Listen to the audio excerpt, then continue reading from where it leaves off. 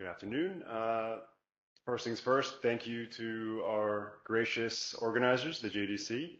This is a fantastic event. I'm really excited that we're able to be here and you can bring us here to have these very important conversations. So my name is Fragility. I'm a senior economist within UNHCR, our Division of Resilience and Solutions in Geneva. Today, I'm going to be presenting a study looking at a regularization program in the case of the Dominican Republic, targeting Venezuelan refugees and migrants. So complementing some of the conversations and studies that we heard about yesterday and some of the studies we heard about earlier today and about the Venezuelan situation and Venezuelan population in Peru. I am co-authoring. Do you want to wait? Okay. When the presentation comes up, you'll see the title and also my co-author. So this paper is co-authored with our friends over in the migration unit of the Inter-American Development Bank, specifically Cynthia Vanderwerth, Alejandra Diana, and Marta Luces.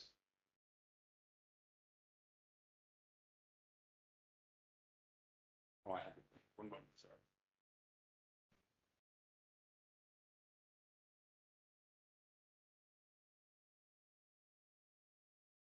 Great. So in terms of just a general outline, I'll walk you through a little bit the motivation and a little bit of context. Quickly turn to our research question and how it fits within the larger literature. Briefly touch on some of the data and methodologies that we're applying here. Turn to the results and conclude with some final remarks. So in terms of a little bit of backgrounds, as we heard yesterday, the Venezuelan exodus is one of the largest displacement crises in the world. It is the largest displacement crisis ever in the Latin American and Caribbean region. There are or have been 7.7 million Venezuelan refugees and migrants who have fled since around 2014, 2015. Despite a lot of the public rhetoric and narrative we hear mostly from Western media in response to some of the flows of Venezuelans we see moving northwards towards the U.S. southern border, the vast majority of that 7.7 million reside within the region itself, by and large mostly in neighboring or nearby countries to Venezuela itself. So Colombia hosts very generously 2.9 million Venezuelans. Peru 1.5 million, Brazil a little over 500,000, and in the case of the Dominican Republic, about 124,000 by last account. Something we touched on a little bit yesterday in the conversation during Sandra's presentation was around the multiple drivers of movement, right? In this case for Venezuelans, and you know, I think it's really important as we reflect a little bit in my study and in other studies, is to think about what those multiple drivers are and how they relate. And, you know, of course, there's political persecution, there's human rights violations, there is direct violence, but there is also economic insecurity. So all these things are compounded, right? And they're playing a part in the individual's decision to pick up and leave with their families. The other thing that we also touched on slightly, but I think is really important, I just want to emphasize once again here, is this issue of heterogeneity across different groups of Venezuelans, right? Both by country of destination and by, as was picked up yesterday, when the person left, right? The kind of wave of departure. And we now have pretty good evidence, you know, that these groups that we find in different destinations are dissimilar. The individuals that were able to leave in the beginning of the crisis around 2014, 2015, 2016, many of them had higher socioeconomic status. They had the means, the resources to get on an airplane and pick up and fly to Mexico, Chile, the Dominican Republic, given it's an island. Whereas more recently in the past years, you see more vulnerable populations, right, of a lower socioeconomic status more generally, forced to flee oftentimes on foot, right, or public transport, just across the border to Colombia and then onwards. So I think as we think about this issue and think about you know, some of these populations in different contexts, we need to have that in mind in the back of our heads. So I believe this table, or a variation of this table, was presented in Sandra's. This comes from the IDB, but basically regularization programs are not wholly uncommon in the region, right? We see all the way back to 2000 that there's been a number of regularization programs enacted across the region. Of course, we see an upward trend over the past few years in response to the Venezuelan situation. And we see a variation in the modalities or the design choices within those programs, which I think is really, really important and something I'll mention. The Dominican Republic itself is what I think is a very interesting case. First off, it has a long history of migration, not just immigration, but emigration. Presently, there are about 6.4% of the population are foreign-born. Most of this population are from Haiti. And just more recently, we see that the Venezuelan population has been increasing over the past 5-6 years, or since 2015. Since 2015, or between 2015 and 2020, about 115 Venezuelans arrived in the DR. But again, that last point on immigration, I think it's a salient one because about 12% of the population has emigrated at some point or another, mostly to the US and to Spain. And I like to think that given this long history of emigration, you would imagine that there would be a little bit of more of a different perception about newcomers, new arrivals, and the like. And we won't touch on that so much in this study, but I think at least looking across different contexts, that's something that could be interesting. So I'll start off in terms of this actual program for regularization that was enacted. I want to take a step back and first say that up until December of 2019, Venezuelans were allowed to arrive in the Dominican Republic visa-free. They had no visa restrictions, right? They had really no problems arriving. It was only until their numbers started to increase that the government decided to enact a travel visa, make that required at the end of 2019. Given that fact, and also because many of the Venezuelans that had arrived in the years prior had in fact had their passports expired over time, many individuals from 2019 onwards found themselves in irregular situations. In response to this, the government announced the PNV, the Programa de Normalización para Venezolanos, the PNV is a Spanish acronym, which basically is a regularization program, even though they call it normalization. There are 3 phases, and there's reasons why the terminology matters, but I won't go into that now. There are 3 phases to this program. The first phase was basically an extension of that entry authorization, very short term, just 60 days. And within those 60 days, the individual is expected to apply to either a work or student visa. That work or student visa then provided them a 1-year stay arrangement, and if you had the work visa, you were permitted to work in the formal sector. And then within that 1 year, you were expected to proceed to phase 3, which provides you with a non-resident ID card, which also is for 1 year, but it is renewable. So in principle, it could be a longer term stay arrangement. I think it's important to think about the different benefits that you get from either the work visa or this non-resident ID card. As I mentioned, the work visa does allow you the right to work in the formal sector, as does the non-resident ID card, so there's not too much distinction. But what a lot of individuals told us or informed of us, especially during qualitative parts of our research, was that the ID card was considered a kind of more safe option. It was a form of identification that they just lacked. And for example, when applying for medical insurance or for applying for a license, a driver's license, that was something that they needed on hand. So a lot of people, there was an incentive to actually proceed all the way to phase 3 and get the ID card. One final contextual point before I move on is just this idea of Venezuelans having relatively higher share or higher rate of participation in the labor market, but facing some pretty serious constraints in terms of formal employment. So here in this table, we see just comparisons between the Venezuelan population, and this is our baseline data, but because there really is no other data, but it's a comparison of Venezuelans to the native Dominican population. And we see that Venezuelans are more likely to be of working age, right? They are more likely of that working age to be active on the labor market. Of those that are active, and if they're not working, looking for work, 96% are in fact working, right? This is 5 percentage points higher than the native population. But on the right side of this table, you see that this population, the Venezuelan population, is much less likely, 11 percentage points less likely to be in formal work and much more likely to be overqualified for their job. And here, overqualification means we basically just compared their levels of education with the type of job that they were employed in and what type of skills were needed for that job.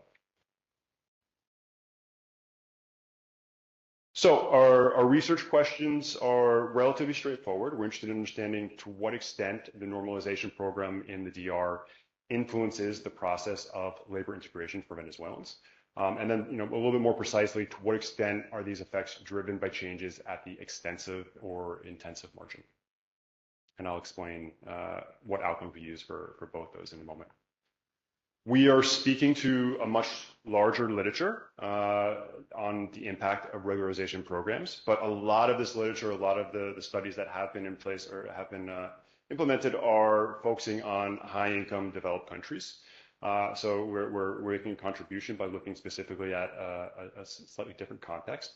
The one main exception, or there are a few exceptions, but the main one that I will highlight is, of course, the work that Sandra presented yesterday, along with their co-authors, Ana Maria Bañez and others, the Life Out of the Shadows, where they looked specifically at the PEP program in Colombia, which, it's a really important program and led to the subsequent longer-term 10-year stay regularization program in Colombia that we've been talking about here. And they found that the program, at least in Colombia, led to positive and large welfare gains. Most of this, at least my understanding, you can correct me, Sandra, was due to the access to public services and the like. That's the way you interpret it. And it seemed like there was suggestive evidence of an impact on formal employment. So in this case, we're really trying to build off that in a different case, in a different context, and unpack the role of granting regular status in the context of small island economy with robust economic growth, by and large, for the last few years, and as such, high labor demands, and in the context of the arrival of a relatively highly educated and qualified population. And again, think about towards the issues around selectivity and the type of population from Venezuela that was arriving to the Dominican Republic because they had the resources to get onto a flight. So I'm going to touch quickly on data and methodology, but the main one is, the main question is, how did we find Venezuelans for this study, and how do we build our sample? There is no proper sampling frame in the case of the Dominican Republic on this population. Hopefully that will change in the near future with some current activities that are ongoing. But in this case, we relied on respondent-driven sampling. So in effect, we recruited 9 seeds, quote unquote, that had different characteristics, and those individuals then recruited further individuals from their social network, right? And here you see on the left side, each color is a different seed, and it kind of shows how the recruitment happened in an iterative process. On the right-hand side, you just see the distribution of basically how the data generation process is happening per seed over time. And while we can't say strictly that this leads to a representative sample, RDS approaches under certain conditions are believed to be highly representative of that population. Once we built our sample, we collected panel data across 3 rounds. So you'll notice that the Plan de Normalización para Venezolanos, PNV, was enacted in 2021. Our first rounds was collected in December of 2021, where we captured information for 1,285 individuals. 6 months later, we returned and were able to repeat the survey for, by and large, most of them, a little over 1,000. And then 6 months later, in January 2023, we had our final rounds where we were able to track down 932 individuals from that original sample. Important to note, I won't go into it here, but in terms of 5 minutes. Okay. Attrition was not necessarily a problem when we look across baseline characteristics across the first round and third round samples. Also, very important to note is, although the program was enacted in 2021 or April 2021, no individuals in our sample had received the ID card at that first round, right? So we do take that as kind of to be a clean baseline.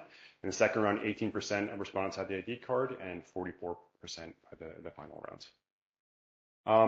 I'm gonna go skip through the method really quick, just because I don't think it's too relevant. But you can look at the paper. I encourage you to look at the paper and dig into the details. But basically, we're employing a simple diff and diff strategy, and the outcomes that we are interested in at the extensive margin are whether the individual is active in the labor market or employed. And then intensive margin, we're looking at verbal or written contracts, formal jobs defined by having employee-based health insurance and making retirement contributions, salary, and whether the individual is overqualified for the job, and whether they work extended hours. Just quickly, I don't know how clear you can read this, but basically there are no significant differences between people with and without the ID card, which helps with our identification assumption.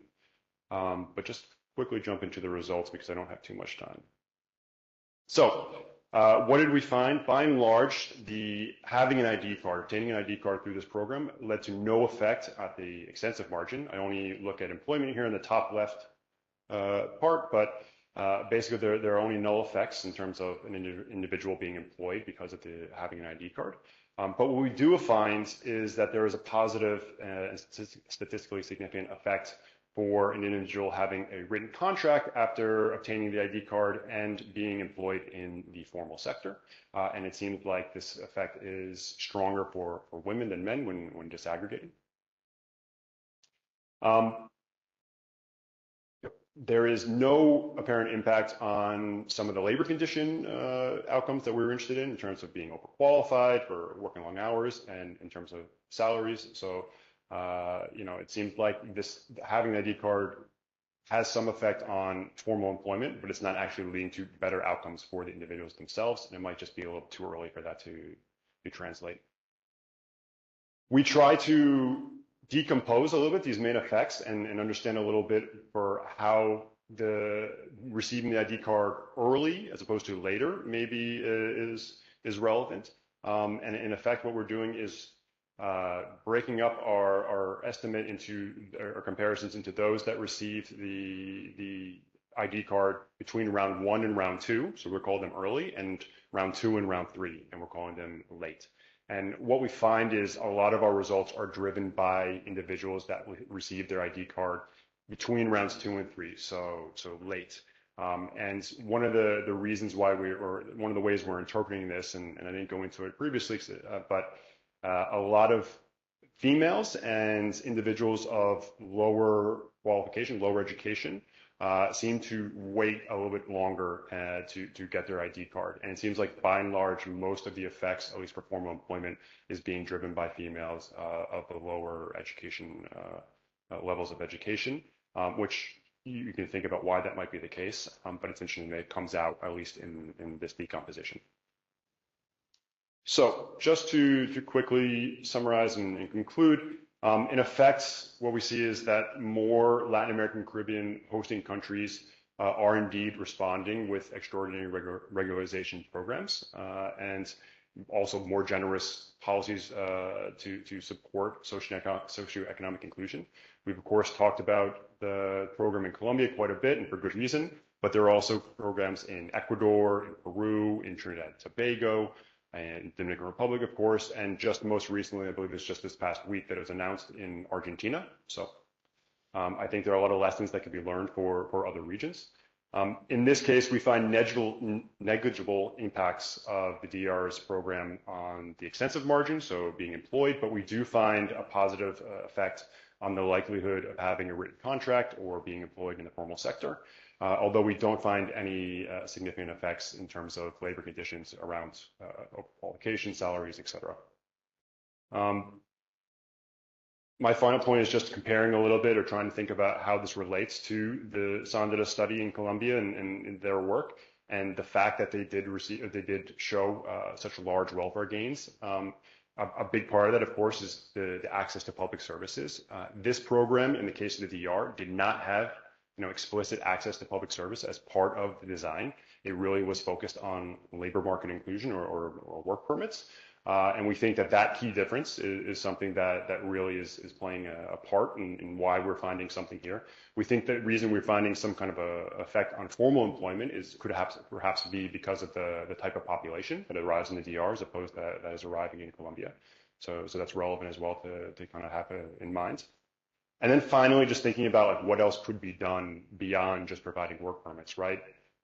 In terms of de facto barriers to labor market inclusion, we think initiatives around title validation and skills recognition could really help push or move the needle a little beyond where it is right now and get those individuals that have failed to move in the formal labor market because of constraints at play could really help here. So we encourage governments to think outside the box a little bit how this could be done. Okay, thank you.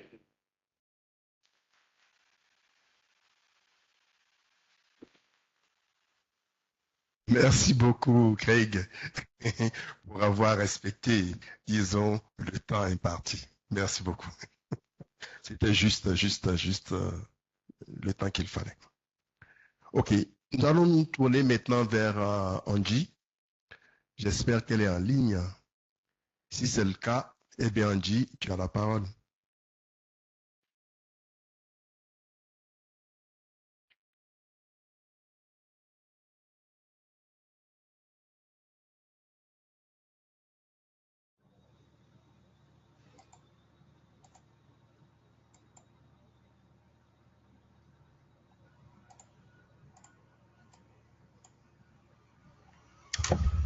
Hi everyone, can you see my screen? Yes, okay, thank you.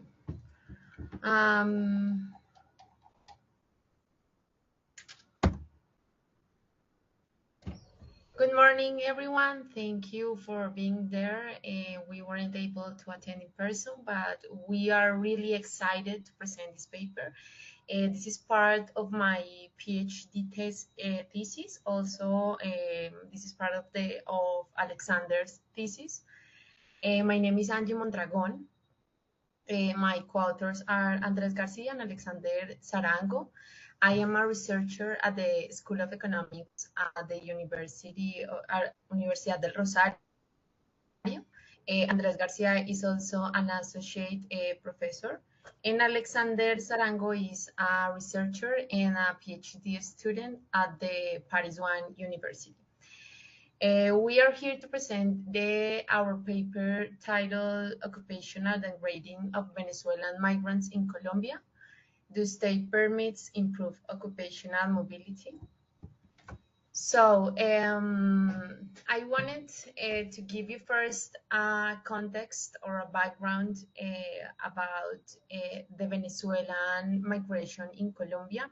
As you have heard, due to the crisis, ongoing crisis, Venezuelan crisis has led to a massive migration during 2015 and 2019, around 5.2 million Venezuelans have left the country, and Colombia is the main host country that have received around 2.5 million of Venezuelan migrants, at least until the end of last year. And as you have heard, and what we have been talking here is that migrants face a lot of barriers, especially to enter into the labor market. For example, discrimination, language, lack of recognition of the skills, which leads to occupational degrading. I will talk a little bit more about this in the literature section. And in Colombia, after the massive migration that occurred in 2017, in 2018, the Colombian government started or launched a work permit, specifically is a state permit that allows migrants to work, that is called Permiso Especial de Permanencia, so we will call it PEP here now on. And this work permit allow migrants to have access to legal work and other services such as healthcare and education. So our hypothesis is that this state permit, the PEP, can allow migrants to reduce the misallocation of human capital, what can what can boost productivity by allowing those migrants to work in jobs matching their qualifications. In a nutshell, our goal in this paper is to assess the impact of holding a stay permit, the PEP, on the occupational transition patterns of Venezuelan migrants in Colombia. Our novel contribution is that we use a novel data on migrants. This is a new survey that was launched like 2 years ago. And we employ an extended version of the difference in difference identification strategy using also an inverse probability weighting approach to address the endogeneity concerns. And our main result is that even that PEP allows migrants to enter into the labor market, they still struggle with the downgrading occupational situation. And we also see whether this, we also explore the downgrading in the terms of occupations by studying the effects of the work of this stay permit on the routinization of their jobs in Colombia. And we also find that heterogeneous effects. Specifically, we find that the work permits help mainly men and young population. This is a little about the background I mentioned before. I wanted to highlight here that stay permits was launched. Here is a typo. Work permits were launched in 2018, and as I mentioned, one of the main benefits are access to a formal job and other public services such as education, healthcare, childcare, and some of the requirements are they have to have a Venezuelan nationality, they have to have entered into Colombia with a stamped passport. But this condition was dropped in 2018. They couldn't have a criminal record and no history of deportation. And this work permit was renewable every 2 years. This graph illustrates the total stay permits granted in Colombia between 2017 and 2021. As we can see, in 2018, there is a spike on the stay permits granted because that requirement was dropped. The requirement that I told you in the last slide. They allow irregular migrants to apply for this work permit. This is, here I highlight some literature about related literature. Here I show some papers that talk about regularization programs. As we can see, we couldn't see in the other presentation, there are some literature that shows that work permits or these regularization programs can help migrants to improve their job access and quality for migrants and quality of life for them. And there are some papers that, specifically in Colombia, like Bajar's and Lombardo's paper that analyze what is the effect of work permits.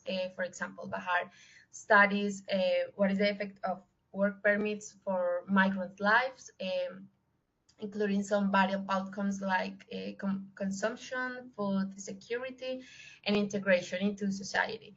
And Lombardo, for example, demonstrates that work permits mitigate the downgrading, but he considers the downgrading using the wage levels. And here we use categories of occupations. I will go deep in the next section.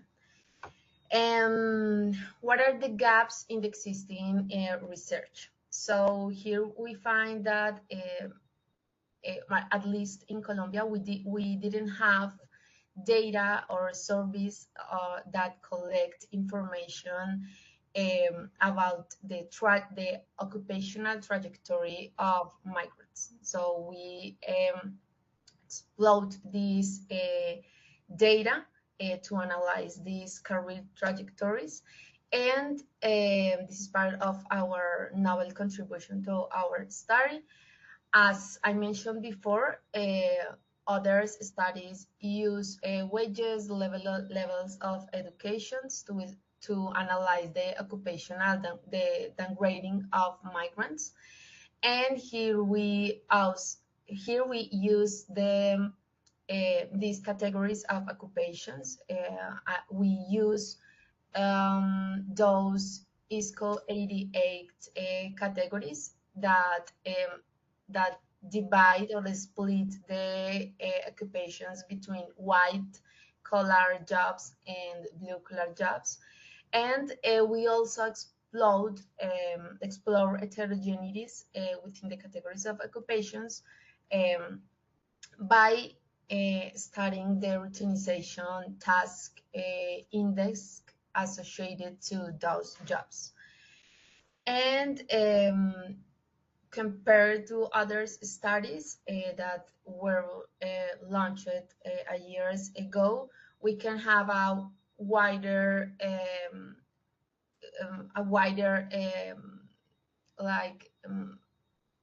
the other papers like studied the short-term effects of these state permits, and we did it using information like 2 years ago, so we can have like a medium-term or even long-term effects from this work permit. Here are some papers that have led our hypothesis and identification strategy. For example, we have found that one of the main barriers is that migrants face or have limited information about the labor market, and it works as a barrier to upgrade or at least maintain a job that is aligned with their skills. And at second, we've also find that they face like a period of adaptations. So the time of residence is relevant when we want to study the effect of a work permit into a labor market integration for migrants. As I mentioned before, there are several approaches to measure occupational degrading. Some like Chiswick and Miller and Piracha use education levels, others use loss of occupational status, like Crawlard and Dancer and Diets. These are the categories that we use, and other combine education and occupational status. Another like Lombardo use wages, for example. So the data we use is a survey called Pulso de las Migraciones, or Migration Pulse. This is a novel data that is longitudinal. Until now they have 5 waves, but here in this study we use 4 waves, because they are the waves that use or that collects information about the trajectory of migrants. And this is a national representative survey. This is collected by the official statistical office in Colombia. And this survey gives us information about their employment status, types of occupations, the current employment status in Colombia, and whether they have permits or not. Something interesting about this survey is that this migration pulse survey can be merged with the household national survey in Colombia called Gran Encuesta Integrada de Hogares, so we can have more covariates to control our estimates. Here we can see the questions that we use to measure the employment status and the employment quality in Colombia and in Venezuela. So, for example, to know the employment status, we asked what activity did you spend most of your time during the last 7 days for Colombia, and for Venezuela, we asked what activity did you spend most of the time in Venezuela before coming to Colombia. For the employment quality, we asked what was your occupation at the job you were in last 7 days. This survey also asked, for example, in Venezuela, what was your occupation in the last job in Venezuela before migrating? But we actually use that question that tell me your occupation of the job you used to have most of the time in Colombia, and it happens because it is really probable that the last job that they had didn't have like the quality that they expected, or maybe they didn't even working before they immigrated. And from this survey, we can also know whether they have hold a PEP and since which year a month do they have it. I say that we asked for because we as Universidad del Rosario we participated in the design of this survey. We work with Dani, which is the official statistics office in Colombia. And what do we consider occupational degradation? Encore 5 minutes. Okay. Sorry, did you say 7? 5? Okay, sorry.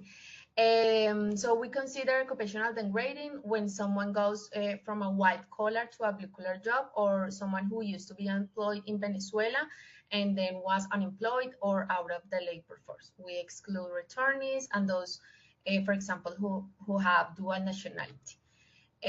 We were not able to study salaries on formal status because the survey didn't ask for it.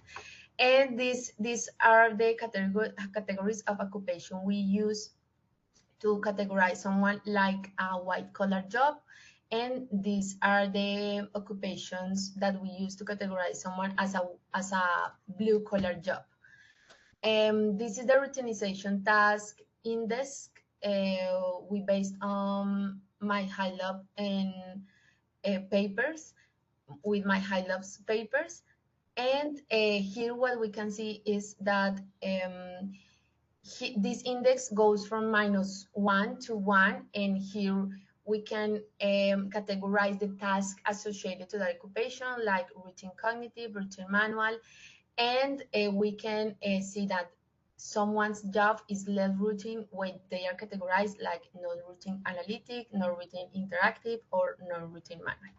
I will go, this is some of the descriptive statistics when we can see that those ones who have PEP are in better conditions in terms of education, employment rates, and labor income compared to those who don't have a work permits. This is a Sankey plot where we can see that here we can see the employment status in Venezuela, and here the employment status in Colombia. And here we can see that, for example, half of the people that used to be white in Venezuela experience a downgrading. They move to a blue job, or being unemployed, or being out of the labor force.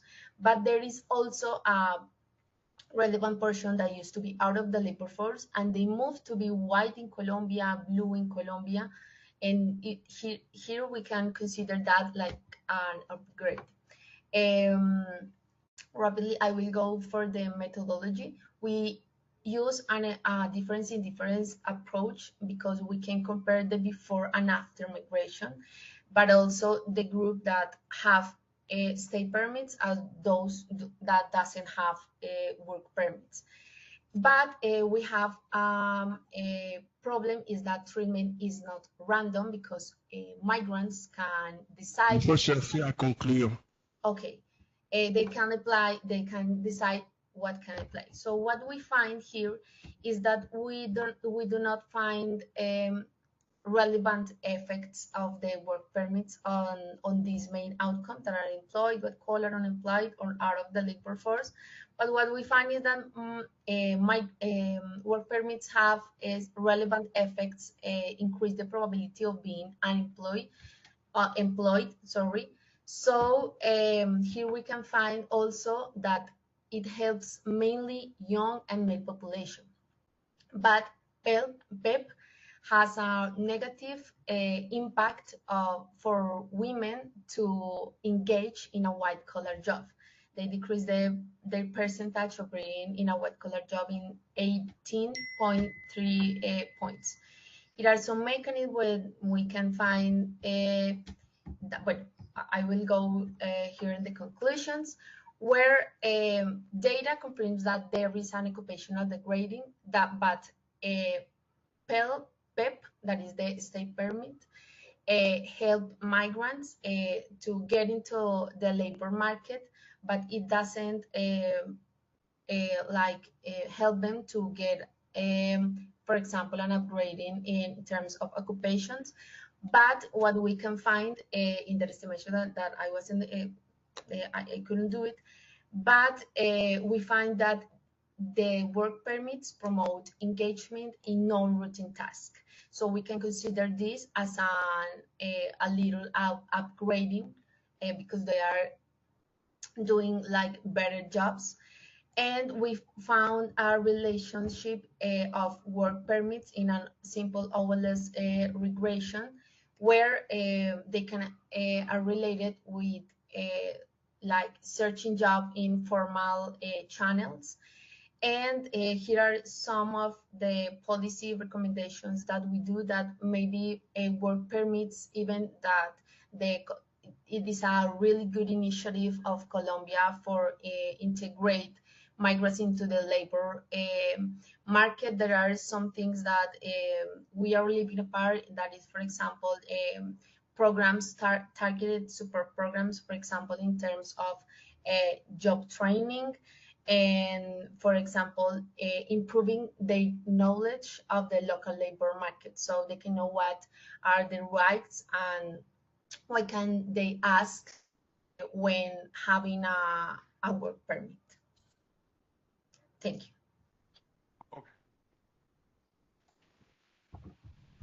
Merci à Angie et merci encore une fois aux deux autres panélistes. Voilà, c'est la fin donc des présentations. Nous allons passer donc à la deuxième phase qui consiste à poser des questions. Nous allons en prendre 3 dans un premier temps.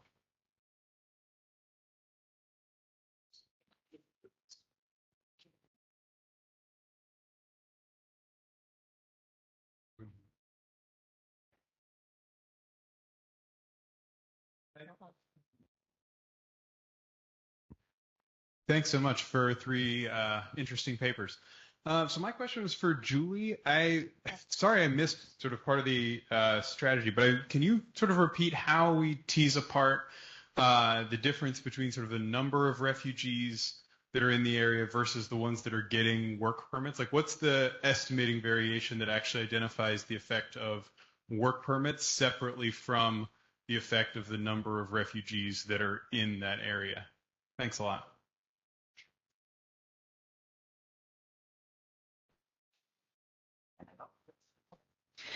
Yeah, I think Julia, thank you, Mike.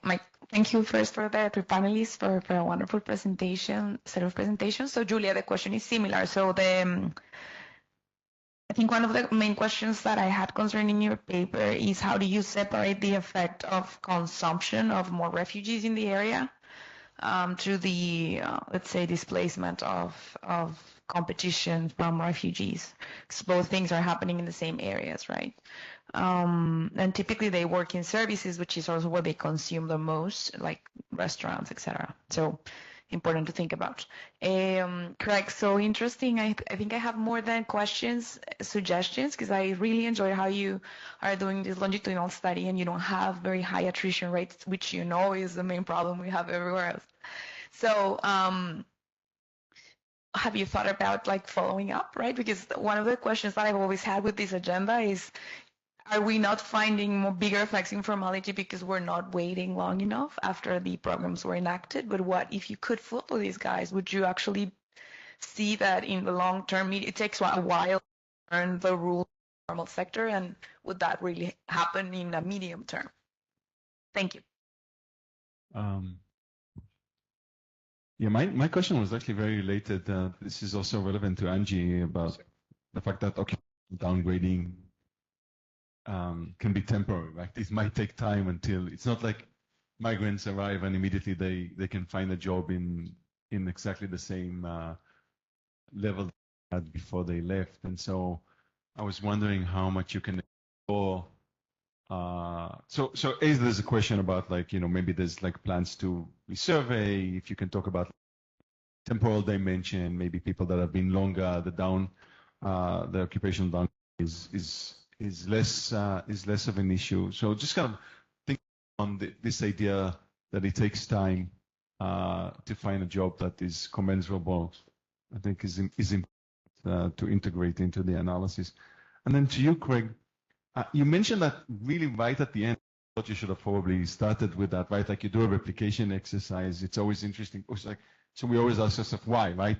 Like, why do we do a replication in a different context? We believe, so it's nice to state from the get-go whether you think that you're going to get the same finding as we saw maybe in Colombia, or there's reasons to believe that we'll get different results. And so to the extent that you believe that like the difference between the DR and Colombia is such that we should expect different result, and you have an idea of what those factors are, I really want you to, and maybe you've done it in the paper, we didn't read the paper, but like really to push on that, right? So if you say, oh, this is about maybe relative human capital, maybe those that reach, the DR, they come in with a relatively much higher human capital than the Venezuelans in Colombia relative to the population.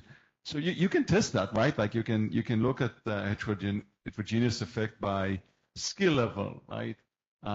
Or if you say, oh, this is about the social services that they got in Colombia, but they don't get in the DR. So maybe there's a part of the population that is in less need of social services that you can say, well, let's focus on that population and see whether for that population the results look more like the Colombia result, right? And if that's the case, then there's something there, right? So the point is like you want to maximize learning, and to maximize learning, you want to push out at what could be the difference in terms of factor, and then say what can I see in the world that will allow me to tease some of these like possible mechanisms. Oh, all right. It's my turn, right? Yes. Okay. I would like to play two hopes. The first one is technical. For all the three papers, they are very good. But one thing I would like to stress on, and I've been saying this during this conference, is the presentation of the results. Yeah. Regression tables are good for academic, and they should go on appendix. But what is important is coefficient plot. And I believe the second presenter, Craig, did a great job. But even those who present a coefficient plot, it should be colored. Yeah. You know this, the practitioner and the decision makers doesn't like tables. And if they want graph, they want color graph. They understand that better. So they are in Stata, you have a coefficient plot by Jen from University of Bern. But in our studio, you have two great packages that I love is ARC and GeoCof from ggplot2. Those are very wonderful and colorful way to do coefficient plot. Now, for PEG, be reassured that the RDS produced a representative sample. There is a paper by Krish and al. 2005 or 2008, sorry, and you can find video on Google Scholar. They show, without any doubt, using data from Uganda, that our RDS produces a representative sample for most variable that we are using. You did a great job, but I want you to take this further to put emphasis on the policy implication of your result. The first presenter, Julie, did that well, but I would love to see both of you have a policy paper for practitioner. Okay.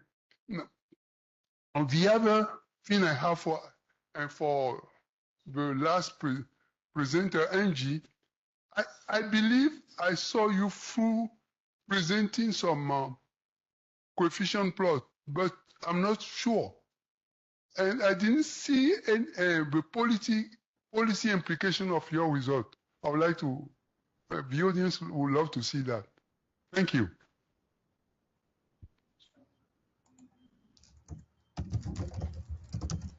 Alors, j'aimerais à mon tour remercier les présentateurs. Désolé, je ne parle pas l'anglais. D'accord. Ma question s'adresse aux deux derniers présentateurs. Alors, au vu des résultats, j'aimerais savoir si les chercheurs ont pris en compte certaines variables qui pourraient affecter les résultats sur le marché du travail des migrants, notamment la question de l'adéquation de leur qualification aux besoins du marché du travail du pays d'accueil. Est-ce que ce genre de variable va être prise en compte? Est-ce que les chercheurs ont pris en compte la question de certaines discriminations qui pourraient subsister sur les marchés du travail d'accueil, qui pourraient affecter les résultats sur le marché du travail de ces migrants-là? Aussi, j'aimerais savoir si les chercheurs ont pris en compte les effets de la reconnaissance des qualifications de ces migrants-là dans le pays d'accueil. C'est un effet, ça a aussi un impact sur l'intégration de ces migrants-là sur le marché du travail des pays d'accueil. Maintenant, j'aimerais suggérer que, bon, je ne sais pas si ça a été pris en compte parce que je n'ai pas lu les articles. Est-ce qu'on ne pourrait pas voir les effets de ces programmes, de ces actions qui ont été menées, puisque c'est une évaluation d'impact? L'effet différencié de ces programmes-là selon le sexe, sur les femmes et les hommes, parce que ça pourrait amener à des politiques économiques différenciées. Voilà, donc j'aimerais voir si ça a été pris en compte, s'il ne pourrait pas mener ce genre d'analyse. Merci.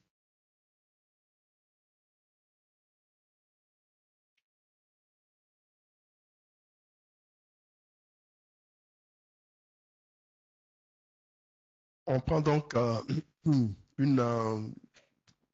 intervention, une dernière pour le moment, avant de laisser, disons, la parole. Allez-y. Avant de laisser la parole pour les réponses, oui. Allez-y.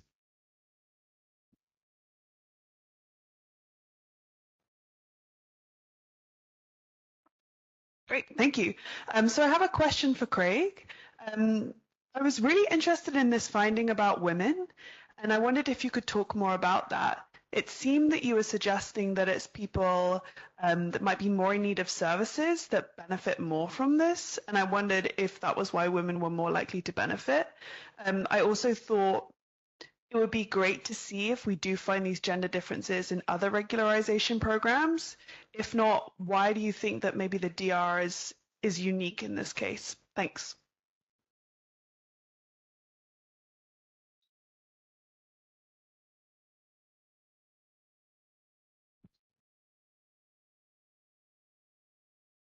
Ok, donc on donne la parole aux panélistes.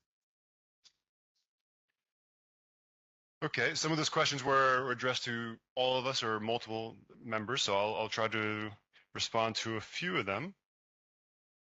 I take the points by Sandra and Guy. Well, Sandra, just FYI, so yes, we are exploring the potential to have follow-up surveys especially with the new migration survey that's coming up. So hopefully things work out. Guy, thank you for some of the pointers.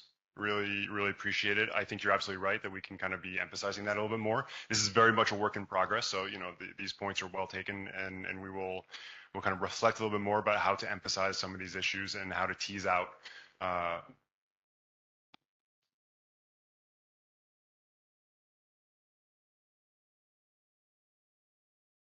it's okay?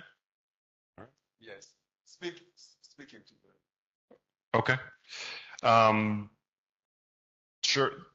The fellow who talked about the communication, the presentation results, thank you very much. Very much well taken. It kind of ties into the conversation we had previously, right, on how we can be communicating our research in a way that is more effective and more relevant for policymakers.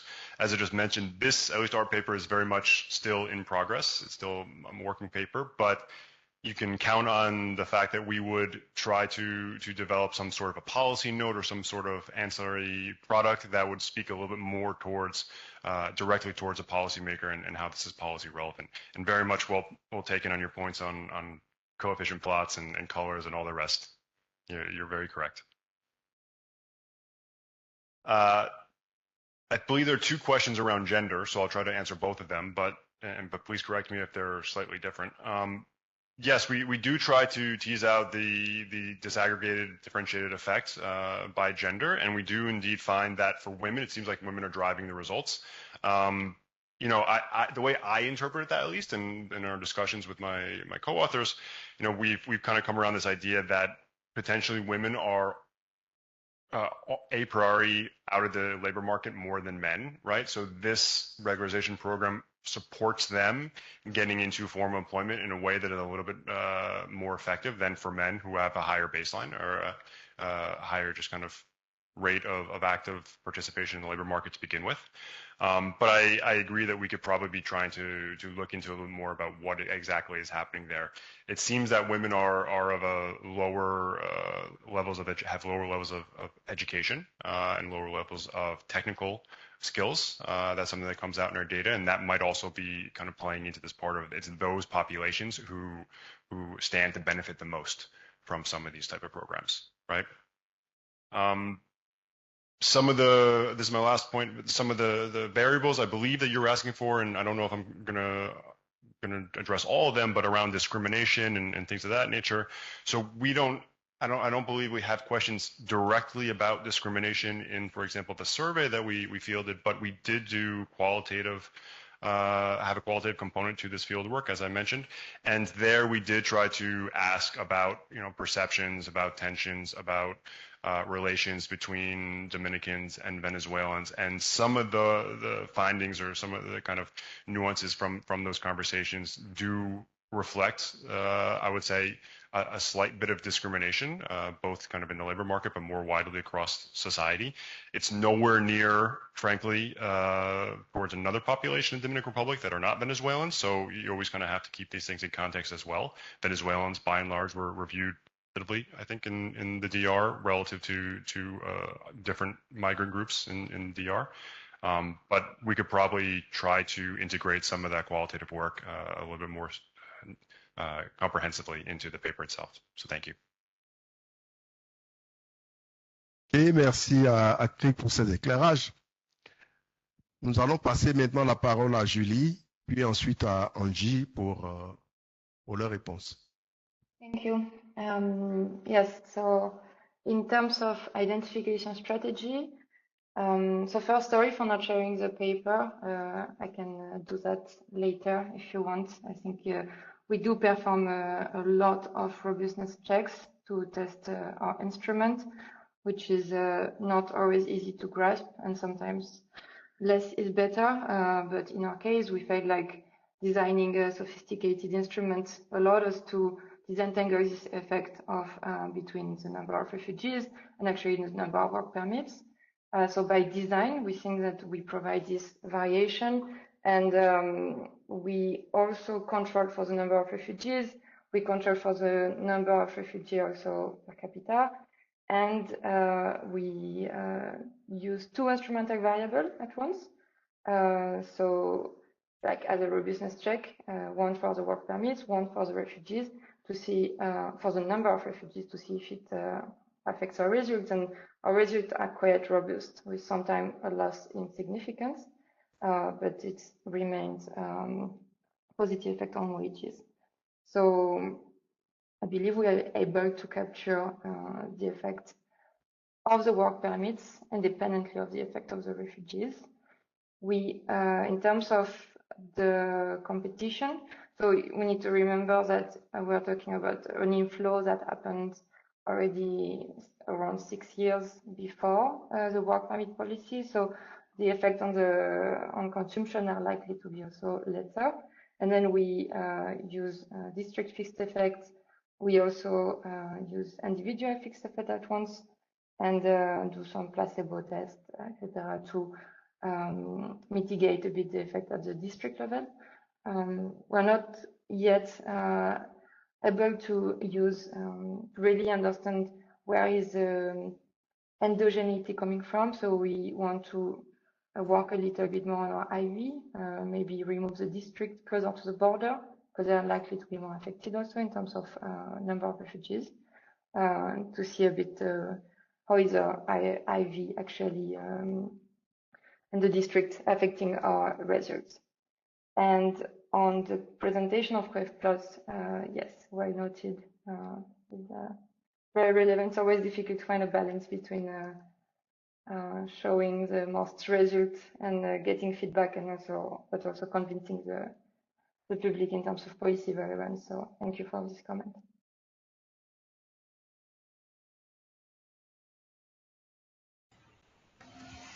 Hi, thank you for your questions. I'm sorry that I couldn't make the presentation slower, sorry. But I identified 3 main questions. The first one was about that the period of adaptation is a little longer. We can expect that someone like find a job that matches their skills after a certain period of time. But something interesting that we can find in this survey that is called the migration pulse is that there is a question that asks for the first job in Colombia. For example, I wanted to show you here in the paper that we also generate a Sankey plot that shows what was their job in Venezuela and what do they do in their first job in Colombia. So here we can find a significant downgrading in their first job. And here we can find, for example, there is half of the people that used to be out of the labor force here in Venezuela moved to a white job in Colombia. And this is only in their first job, for example. But also, we also control for a network variable that in the literature have also demonstrated that it is relevant to help migrants to get better jobs. And for example, we didn't control for that, but this survey also asks what was the relationship with the boss or your first job and the boss and the boss of your current job. And we find that most of them are from friends, or they are recommended by someone else. And the second question was related to the policy implications. Yes, thank you for the recommendation. We could go deep in the paper for this. Also, this is a paper in construction, and these kind of conferences help us to improve the paper. And for example, I couldn't show that again, but in the coef plots, we find, like for example, we did the coef plots only for the routinization index, and we find no significant effects in the overall sample.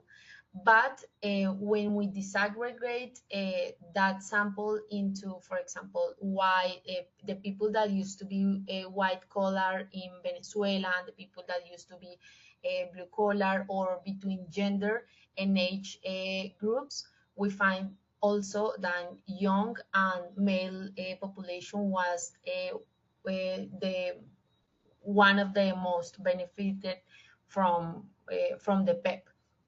So in terms of policy implication, for example, what I didn't show it in a coef plot, but we can see that women are still struggling with finding a white job when they used to be a blue job. It can be, for example, the burden of the domestic work at home.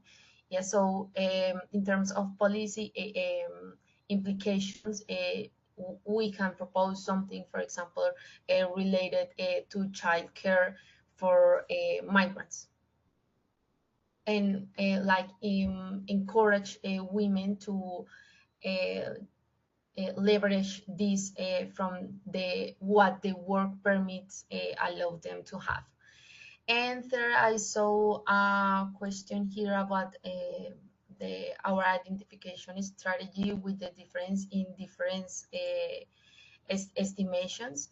And here I quickly wanted to show you here our estimates. As I mentioned, here is a traditional difference in difference identification strategy, but we le temps qui nous est imparti est terminé.